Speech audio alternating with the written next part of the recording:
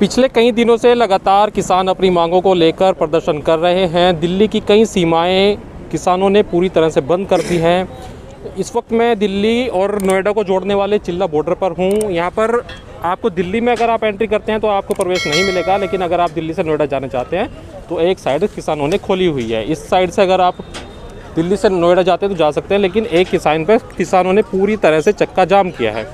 तो इस वक्त मेरे पास में ठाकुर दुष्यंत सिंह जी हैं, किसान नेता हैं।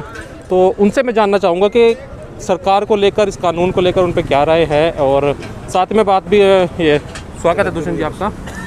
जी, सभी को, दर्शकों को और आप सभी पत्रकार बंधुओं को मेरा बहुत बहुत नमस्कार।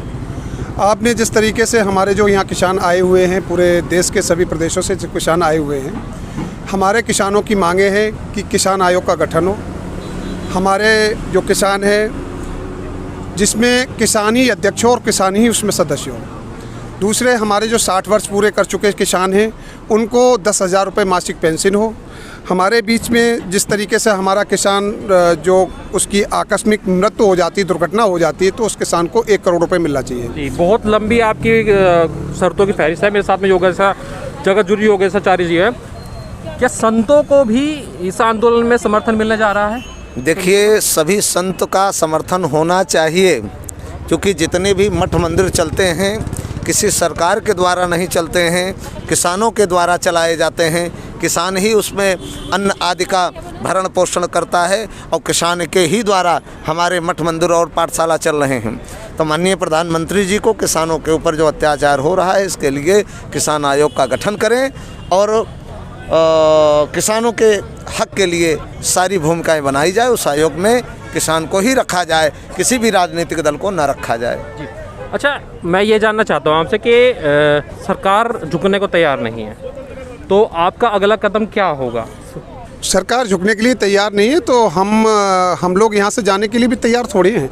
हम लोग भी यहाँ पे आए हुए हैं। हम ये करो या मरो की हमारी यहाँ पे भूमिका हम निभा के जाएंगे, और यहाँ जब तक हम अपने अधिकार और अपने हक की यहाँ पे जब तक मांगे हमारी पूरी नहीं होंगी तब तक हम लोग नहीं जाएंगे। आप देख रहे हैं जैसे आज हमारे उत्तर प्रदेश के अध्यक्ष हैं योगेश प्रताप सिंह जी अपने काफिले के साथ यहाँ पहुँच चुके हैं, और हमारे पूरे देश के अंदर पूरी रणनीति बन रही है। और एकदम से जैसे आपको लग रहा है कि एकदम अभी नहीं सुन रहे, जैसे अगर ये मना करेंगे कि आपको जो करना है वो कर लो और हम आपकी मांगे नहीं मांगेंगे, तो आप देखना उसके बाद में क्या होता है। अच्छा, इसमें कहीं ना कहीं जो छोटे किसान हैं, जैसे सब्जी वगैरह जो करते हैं, जो खेती करते हैं, उनको कहीं ना कहीं दिल्ली बंद होने से एनसीआर के जो किसान है बहुत नुकसान उठाना पड़ रहा है। देखिए, किसान को कभी नुकसान नहीं होता। किसान तो जहाँ भी चाहेगा वहाँ बेचेगा, खाएगा, खिलाएगा। लॉकडाउन में कैसे सब्जियाँ आई फिर? तो इसलिए इससे कोई मतलब नहीं होता। हमारे किसान को भरपूर, चाहे सब्जी हो चाहे कुछ भी हो।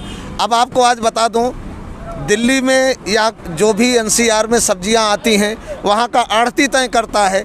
अरे मेरे किसान ने पसीना फूंक करके, अपना परिश्रम करके अगर सब्जियां उगाया है तो उसका मूल्य वही किसान तय करना चाहिए, ना कि वह आढ़ती तय करे कि मैं 10 रुपये दूंगा। अच्छा, आढ़तियों का विरोध हो रहा है कि जो दलाल मार्केट में हैं, जो किसानों से सब खरीदते हैं, अगर आढ़तियों का विरोध है या फिर सरकार कह रही है कि अगर सरकार चाहे तो सब कुछ कर सकती है। सरकार के अधीन दुनियादारी है। चाहे मंडी में बैठे हुए बड़े बड़े घाघ जो आज खा रहे हैं, मज़ा तो उनके आ रहे हैं, किसान तो मर करके। आज किसानों की मूली जो है वर्तमान में 5 रुपये, 2 रुपये, 1 रुपये किलो खरीदी जा रही है। मार्केट में जाओ 15 से 20 रुपये किलो की मिल रही है। उसी तरह प्याज हो गया, आलू हो गया। आलू आज जो वर्तमान में मार्केट में 50 रुपये, 60 रुपये किलो की है, किसानों से 30 रुपये किलो में ख़रीदा जा रहा है, 25 रुपये किलो में ख़रीदा जा रहा है। उसके दुगने भाव बेचा जा रहा है। किसानों को क्या मिला? अच्छा, ठीक है। एक जैसे योग्य सरकार कह रही है कि कॉन्ट्रैक्ट फार्मिंग होगी, ठीक है ना।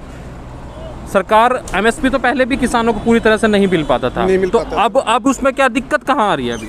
देखिए, आप एक बार बताइए, एमएसपी आप तय करते हैं, उसके बाद में किसानों की आप एमएसपी पे 1800 रुपये के रेट आपके होते हैं, किसानों के आप रेट निकालते हैं। उसके बाद में आप फसल खरीदते नहीं हो, पूरे 100 के 100% आप फसल खरीदिए। फसल जब आपने क्या है, आपने अपने जितनी आपको ज़रूरत है उतनी फसल खरीद ली, बाकी वो क्या करता है, बाकी जाके उसके पानी की बहाव बहानी उसे बेचनी पड़ती है। तो इसका समाधान क्या है कि अगर इसका समाधान ये है कि जो किसान है, किसान अपनी जिस तरीके से सारे जो मैन्युफैक्चर होते हैं, जो अपनी फैक्ट्रियों के या अपनी माल जो बनाते हैं, उत्पादन करते हैं, उसका खुद स्वयं मूल्य रखते हैं।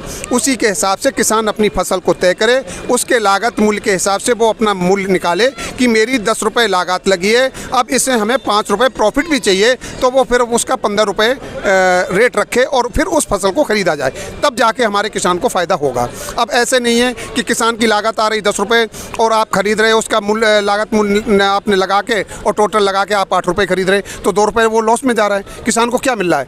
तो किसान की जो बदहाली है वो उसे अब उसका समर्थन मूल्य, जो स्वामीनाथन आयोग की जो रिपोर्ट है उसके आधार पर जब तक ये लागू नहीं करेंगे तब तक किसान का कभी भी भला नहीं हो सकता है। दूसरे, ये किसान आयोग का जो आज ये आंदोलन हो रहा है ना, अगर इन्होंने किसान आयोग का गठन कर दिया होता तो ये आज ये आंदोलन नहीं होता।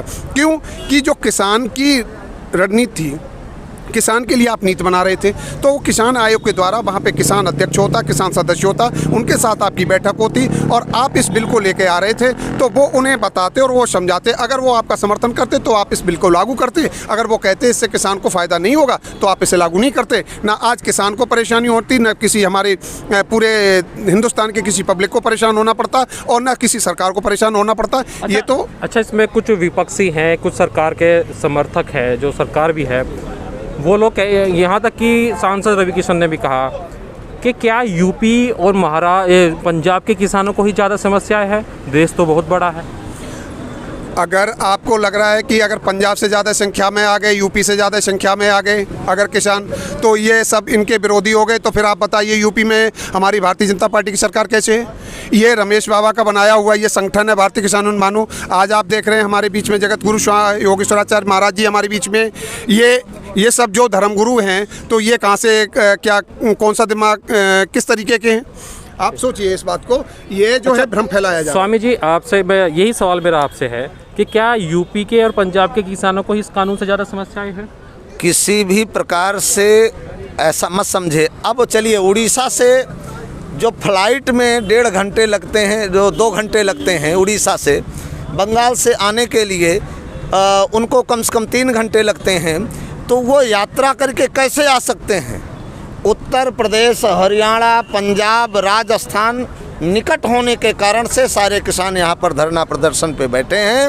अगर यही स्थिति रही तो देश के सारे किसान यहाँ पर आएंगे, चाहे वह उड़ीसा हो, चाहे बिहार हो, चाहे वह राजस्थान हो, चाहे हरियाणा हो, चाहे पंजाब हो, चाहे उत्तराखंड हो, सभी जितने भी प्रदेश हैं, सभी प्रदेशों से किसान यहाँ पर आएगा, धरना प्रदर्शन करेगा। लेकिन उससे पहले सरकार को जाग जानी चाहिए कि इनकी जो मंशा है, जो विश्वास इनका टूट रहा है किसानों का, उस विश्वास को हासिल करने के लिए माननीय प्रधानमंत्री जी, अगर किसान सहयोग ना दिया होता तो आज पूर्ण बहुमत में सरकार बनती। 19 में कोई नहीं कहती थी मीडिया कि पूर्ण बहुमत में सरकार बनेगी भाजपा की, लेकिन डंके के चोप पे बनी। अगर इसी प्रकार से अगर ये सब सहयोग करेंगे तब किसान के लिए अगर कुछ सोचते हैं तब तो किसान इनके लिए सोचेगा, और नहीं तो इनको भी कांग्रेस जैसे मुँह की खानी पड़ेगी। जी, तो किसानों की अपनी समस्याएं हैं, बहुत सारे संगठन हैं जो हाल फिलहाल में विरोध कर रहे हैं, संत समाज ने भी। तो अब देखना ये है कि सरकार जितनी जल्दी किसानों के साथ में समझौता कर ले या फिर उनकी मांगों को मांग ले, यह आंदोलन जितनी जल्दी खत्म हो, सभी के लिए उतना ही अच्छा है, किसानों के लिए भी और सरकार के लिए भी।